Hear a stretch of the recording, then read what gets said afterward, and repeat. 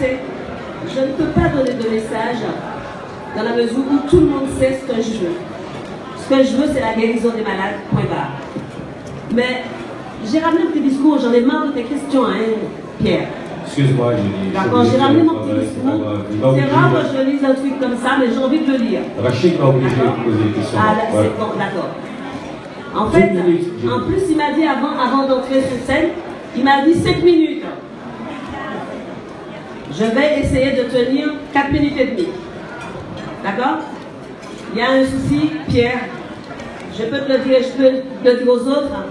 Je ne savais vraiment pas comment commencer mon discours ce soir. J'ai tellement parlé, j'ai tellement dit de choses, je ne savais pas quoi dire. Alors j'ai rédigé un petit truc rapidement pour essayer de vous dire des petites choses, même si ce n'est pas de mon habitude de ne pas trop parler d'adrépanocytose. Il y a de grands professeurs dans la salle qui pourraient mieux parler que moi. D'accord? Je ne savais pas effectivement par quoi commencer mon discours. Parler encore du manque de fonds, parler des embûches que nous rencontrons au quotidien, parler des déceptions et des frustrations, pour ne pas dire des vexations que nous font subir certains responsables contactés par nous, au sujet des malades et des difficultés croissantes à tout point de vue, parler sans relâche jusqu'à ce que les barrières qui se dressent devant nous tombent, parler de l'indifférence et du manque d'intérêt sans faire allusion au regard absent de ceux qui restent perméables à toute forme de détresse, parler du regard de l'autre, ce regard d'enfant drépanocytaire dont le sort est lié au résultat que nous obtiendrons. Parler de ceux de nos proches qui ne comprennent pas pourquoi les leurs, enfants, frères, sœurs, cousins, cousines, sont atteints dans leur chair et leur sang, atteints dans leur affect, atteints de ne pouvoir suivre une scolarité normale, atteints de ne pouvoir être plus tard des hommes et des femmes, des citoyens normaux tout simplement.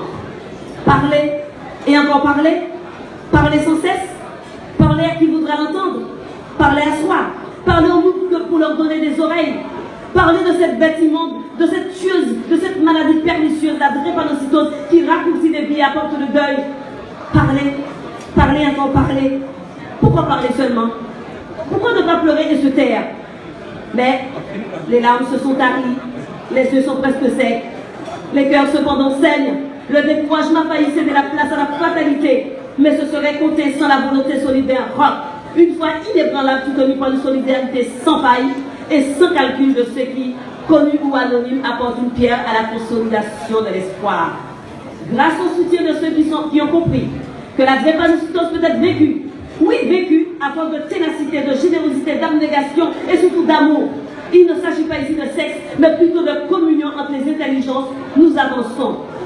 Certains contribuent à faire ce que la PIPD est devenue, chacun selon ses moyens, ses capacités et ses disponibilités. Soyez fiers, car au jour d'aujourd'hui, le peuple commence à se reconstituer lentement et sûrement.